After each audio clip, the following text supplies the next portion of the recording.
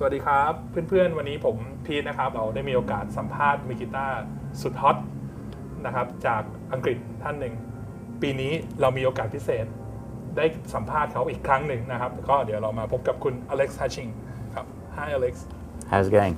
Yes Good to see you again. Glad to have you back again. Thank you.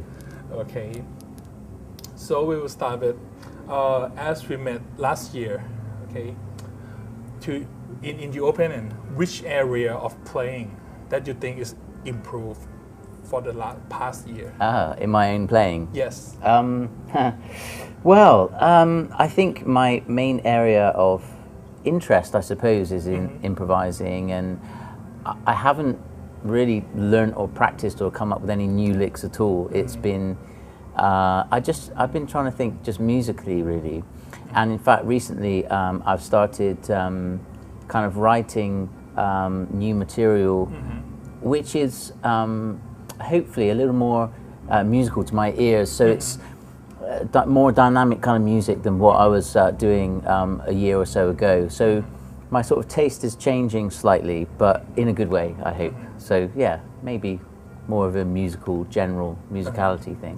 Okay, and today when you pick up a guitar, what do you practice? Or what do you play? Yeah.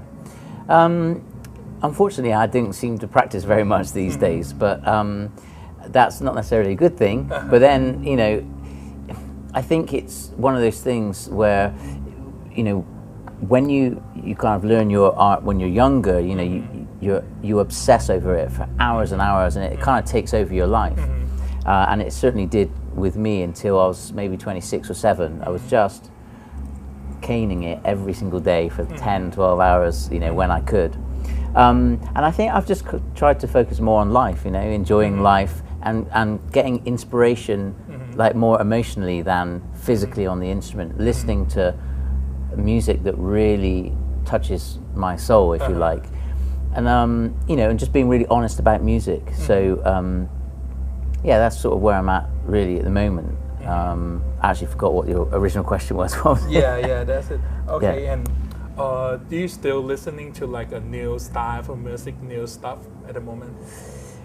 Well, I think, as I said, just listening to music that really sort of touches my soul. I'm listening to a lot more vocal music than ever before. I mean, just the nuances in the voice of a really good singer is very inspiring to me.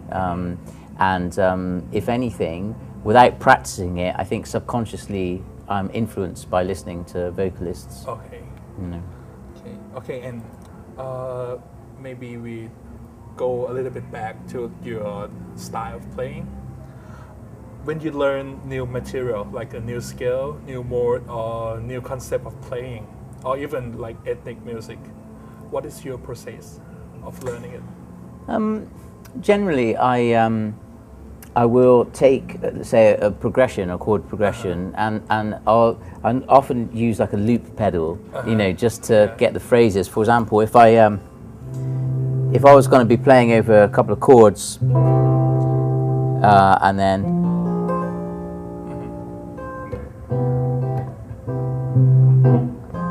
I just loop it up.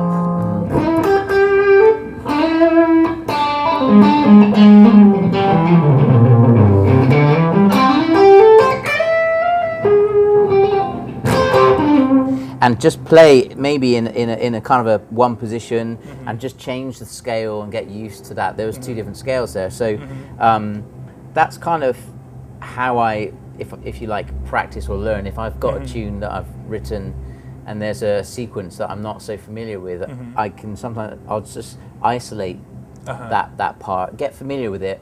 But I think these days I try to look a little bit more beyond just a couple of chords. Yeah. So you think about a whole solo or a whole song as a dynamic shape. So yeah, sort of practice more in that way, really. Okay, and when you do like a improvisation, both live and you're also working with a jam track central, and also your own stuff. How did you plan your solo or your improvisation? How to make it, like have a peak? Yeah. I never plan it. Actually, that's something that I specifically don't do, because I like to really leave it up to spontaneity. So I really don't, you know, all the blues jam track stuff, or should I say jam track central stuff that I've done, I just improvise on the spot, you know. So even, you know, like the Feeling Fine and Song of Love were improvisations, the whole thing, even though there was some sort of melodic content. You know, I knew on those two that I was going to start in that position. I knew I was going to do that, and then that was it. The rest is improvised. And the same with, I had that much. And then that was the starting point. Yeah, and that's become your trademark. Yeah, well, maybe at the moment, Okay, and do you know, when improvisation, some many great guitarists, you know, hear the note in advance, like 4 bar in advance. So do you do like that too? I guess, you know, when you're learning or trying to learn some jazzy stuff, they often will say you should try to sing your solos. Now, I'm not sure if I can really do that, but I do try to hear, you know, what's going on and the next note and stuff. So I think I am thinking in that kind of vocal way. So I'm not sure what's really going on up there, but I do try, yeah.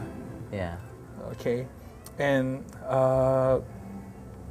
okay, on you playing, like when you study a standard jazz song, what is your process? How do you study it? Did you study on the other instrument versions?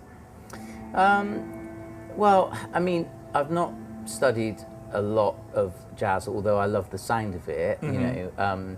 I just have my kind of stock method, which isn't necessarily that good, but it's just kind of looking at each chord as they go by and finding what sits and what feels right. And then that's it really. So whether it was, you know, blue bossa or if it was like giant steps or whatever, I just try to take each one and think, that's kind of how it goes. And so when you see the tune, you see it as a modal interchange or key center? Generally, I'd look at, I guess, I use my ear, because sometimes, you know, theoretically there's a key center, but it doesn't necessarily always sound like that. I think I let my ear tell me what is really going on. And obviously you can hear if there's really a strong key center, say like C minor, and it just sort of diverts for a while but then comes back. Whereas obviously some tunes will actually kind of shift key for a while, and then it doesn't feel like there's a key center, there's a few. So I try to hear that again as a bigger picture, but as I'm going, kind of pinpoint each chord to try and pick up the inflections of it, you know. So it means you need to have a good ear to understand by your ear. Yeah, I think so. I think, you know, music really originally, I guess, was you know, done by ear before music was actually notated and everything. So I suppose the most natural way is to feel through your ears. So do you have any suggestions on how to practice ear training for guitarists? Yeah, well, there's lots of ways. I mean, I don't consider myself to have a great ear actually, but so I think that the standard thing is to transcribe as much as you can and try to learn from things that really excite you, you know. And so naturally your ear and finger recognition from the recording will help you find those sounds on your instrument, you know. Okay, and so do you use any mode on guitar playing, like melodic minor mode? Yeah. Do you use a lot? Yeah, sure, yeah, of course, yeah. Do you have any suggestion on how to practice it? Cause the melodic minor mode, like super Locrian or something, is sound not familiar to our ears. Yeah. I think you just need to start doing it. I mean, it's you know, again, it all depends in context because it can sound quite different. I did it earlier.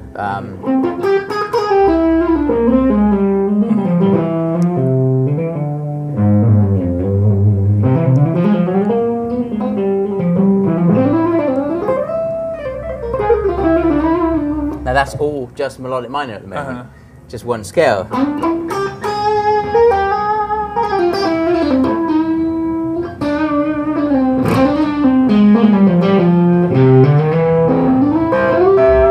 So you need to just keep playing it so that your ear recognizes the intervals that hopefully sound pleasing to you, you know?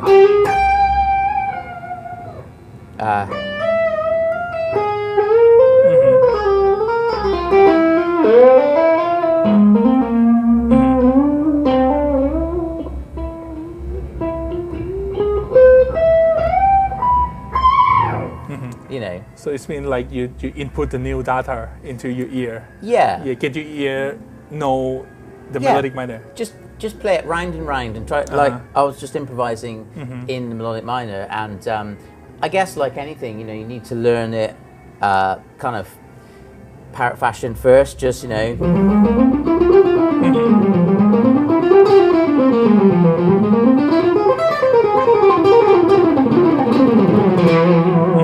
And just do it in the different positions.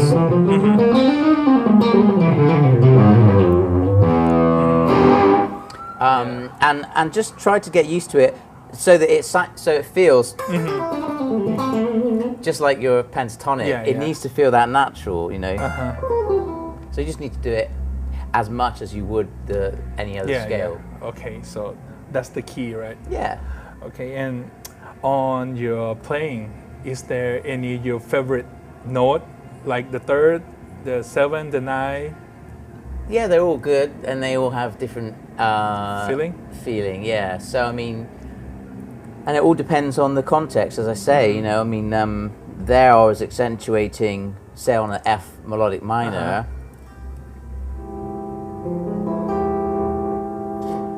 You know, the 9th and the 3rd. Yeah. And the major 7.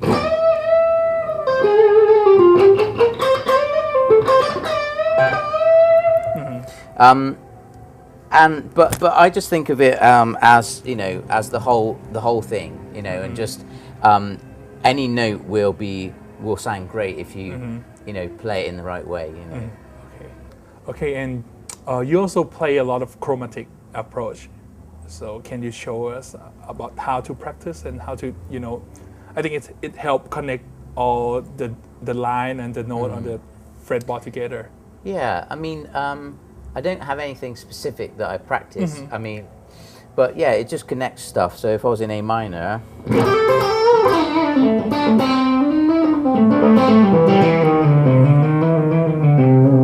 that, you know, the flat 5 is a standard one that most people do, you know. But you can do it in other places.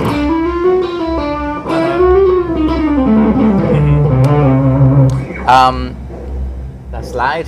The band started up.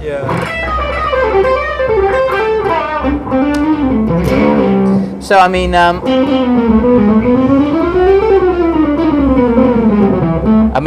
even the chromatic scale. If you're in the say pentatonic,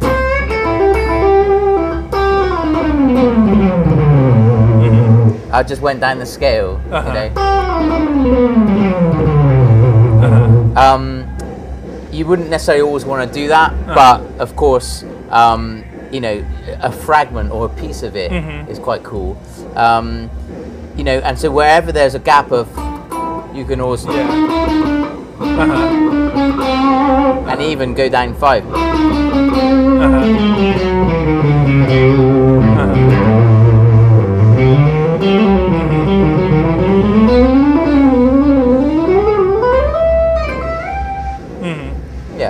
So it really connects the notes together. But you have to end on the right note, right? Exactly, exactly, yes. Okay, and I see from your playing, when you you shift the position of your playing. Yeah.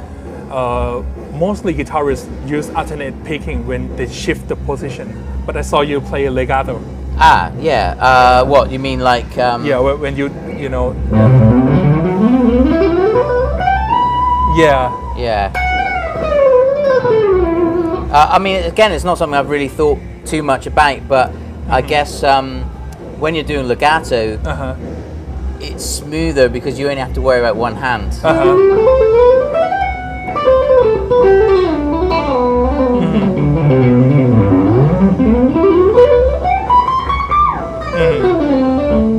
But it sounds so smooth. Yeah, I mean that's the legato sound, isn't it? Yeah, you need to. It's smoother than trying to pick. You know. I mean, it's still cool, but it has a different sound. Yeah, and I saw you also use your middle fingers. Yeah, exactly. To playing legato, right? Yes, absolutely. Yeah. Okay. Okay.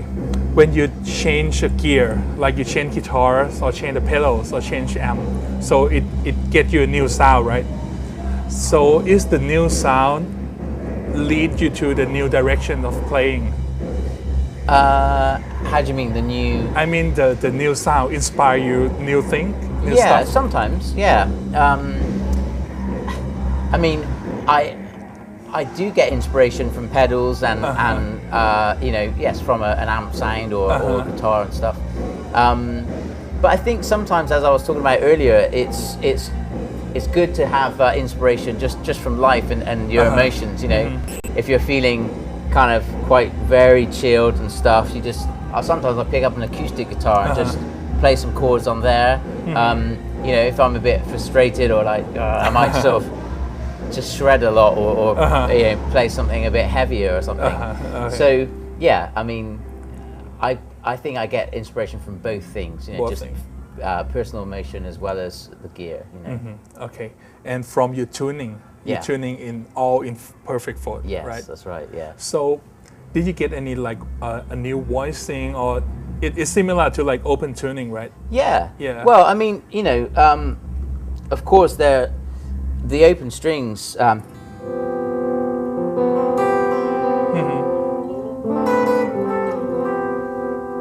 Like that would be hard to do on a regular. I mean, you can do it. That voicing's like that, but it's just got a different sound to it.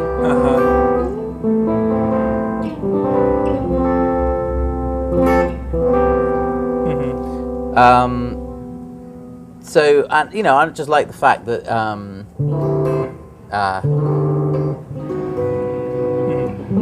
that it's all under your fingers quite easily, you know. Yeah.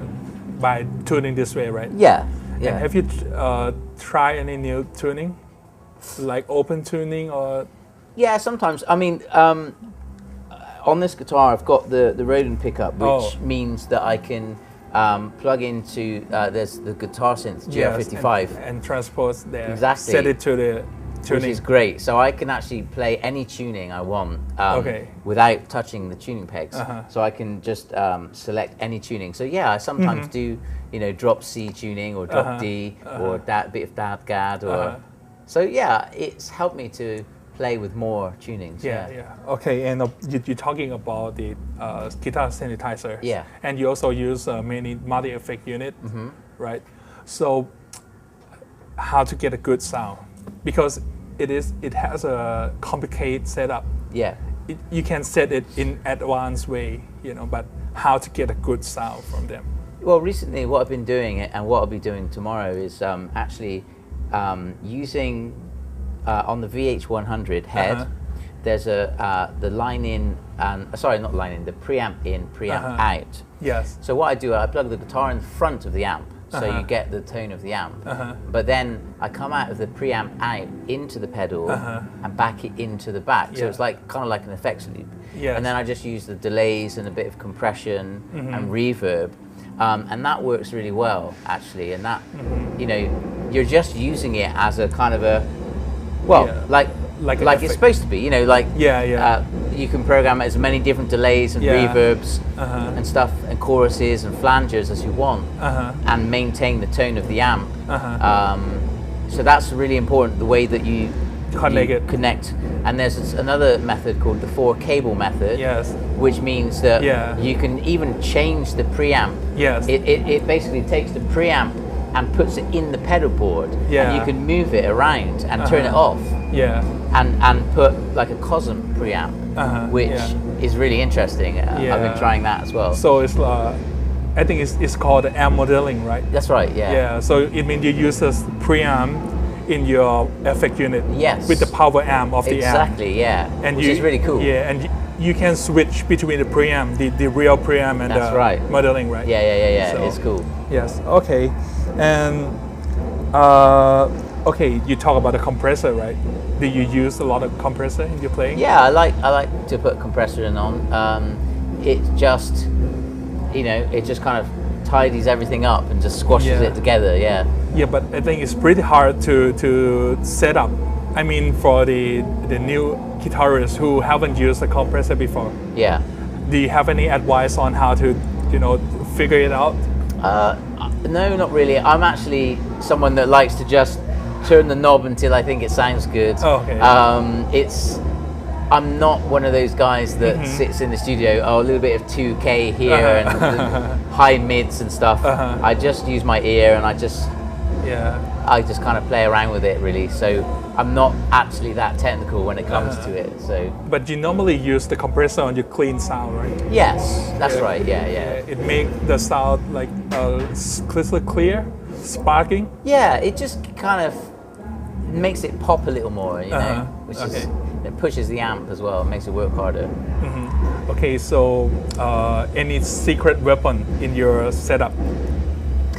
Not really. I mean, as I said, I'm just using the GT100, which is the multi-effects thing at the moment, just to get some delays and reverb and a bit of compression. That's about it, and the volume pedal. I mean, I think I might have said that last time, but I always like to have a volume pedal, some delay, a reverb, bit of compression, and that's really it. That's kind of what I use, and obviously the amp. So I don't like loads and loads of effects, but I like variation. So I like to vary the sound a bit, Okay, and I heard your guitar tone in the studio is very good. Like when you play at the Jam Track Center studio, how to get a good guitar tone? It's absolutely nothing to do with me at all. Jan, who records the guitars, knows exactly what he's doing. Oh, okay.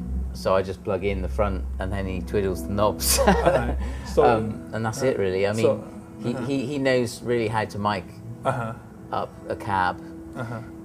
But that's so it. you just set up the amp until you like it. No, he actually sets up the amp. I just kind of plug it in, and I go, yeah, that kind of sounds good. And I think the thing is, as Soren was saying earlier, actually, it's hard to do it yourself. To actually really, because you need to really play and have it change a little bit. So if you have an assistant or someone that can help you, you can feel how it changes if you move a microphone or if you change the presence or whatever. And when you're doing it on your own, I think it's really hard, actually, to play, and then you just have to stop, move the thing, play again, and you've kind of forgotten where you were. Whereas if someone else is doing it, you can really hear it sweep as you go. So if you can, get a friend to help you as you're recording, is a good idea. Okay, and about your new guitar. Yeah. It's your signature, right? Well, kind of, yeah, we're working on it at the moment. Basically, it's a guy named Tom Waghorn who works in Bristol, where I live. And I just called him up one day and said, hey, do you fancy trying to make my kind of dream guitar? And he's like, yeah, I'll give it a go. And it's been a real challenge. This is just the prototype, the first one. It's the only one. It's all made by hand. And I just kind of basically went for things that are important to me. The first thing is the access here. I've got 26 frets. That's not necessarily important to me. I just thought I'd try because we could. But this cutaway is very important because of the way I hold my hand.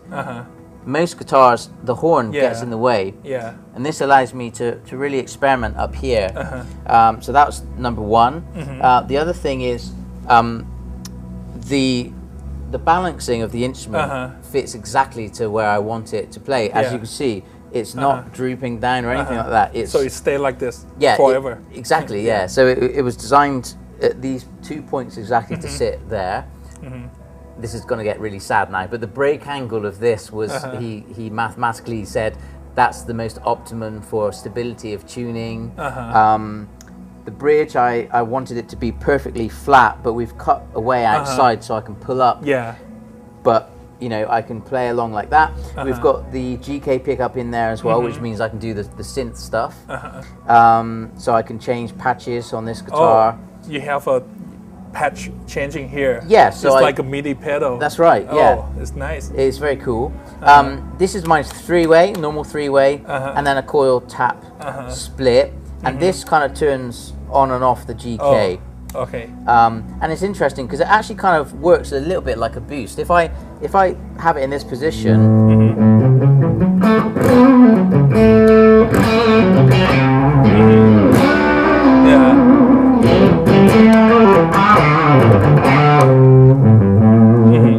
so I don't really know what's going on there, but it's quite cool. Yeah. And that's it really. Little toggle.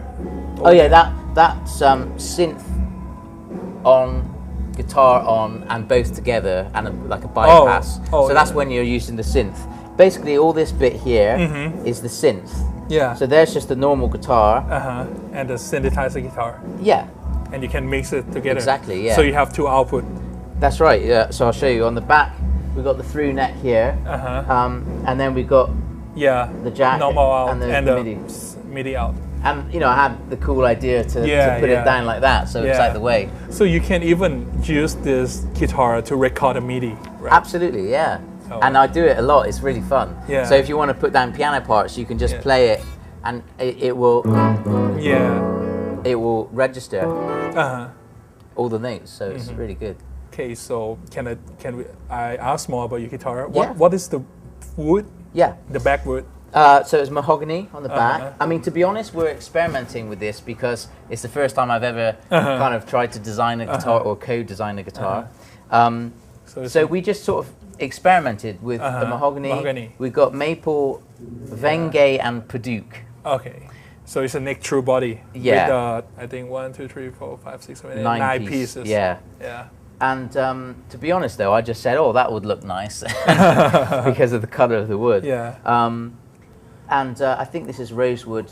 Yeah. Back plates. Rosewood cover. But as I said, you know, we're just experimenting. So this is really the first one, and you know, we have plans to try different woods and try different things out.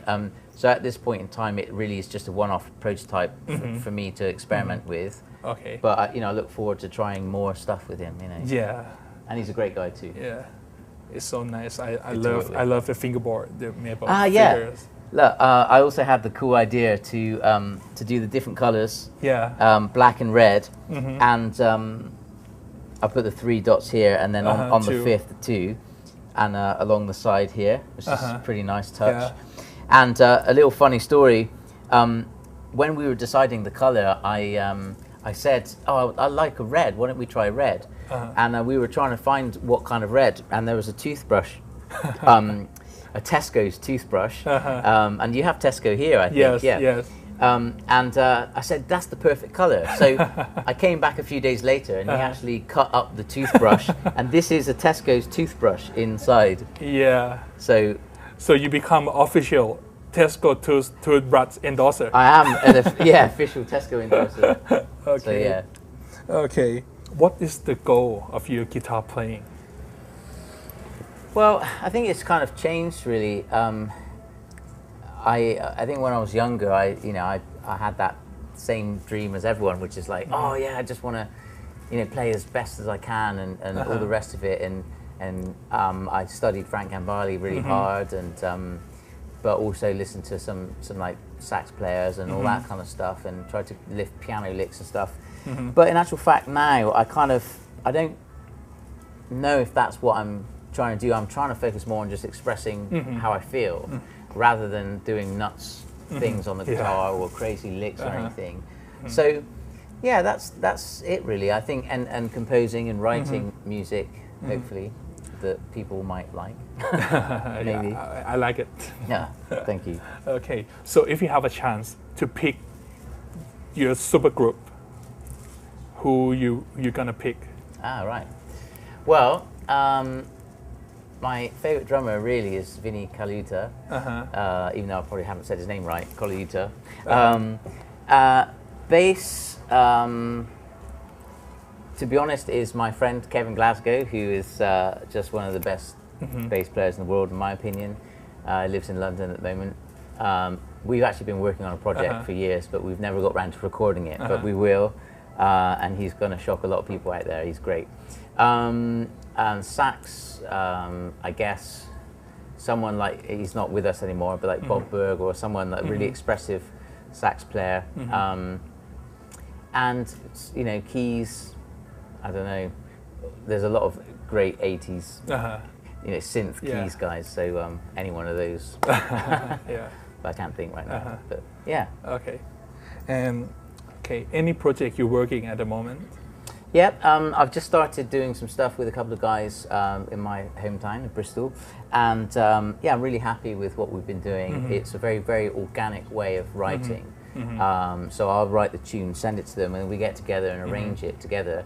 And I really think that's going to be the way forward for me from now on, to write in that way. So yeah, that's what I'm working on. Okay, so last one, any words for Thai fan? Just keep it real, play from your heart, and enjoy every note. Okay, thank you so much, Alex. Alright. Nice to have you here. Thank you. Okay. วันนี้ก็ต้องขอบคุณBeatspot นะครับ Yamaha Beatspot สาขาเอสพลานาดรัตนาธิเบศร์มาณที่นี้ด้วยนะครับ ขอบคุณครับ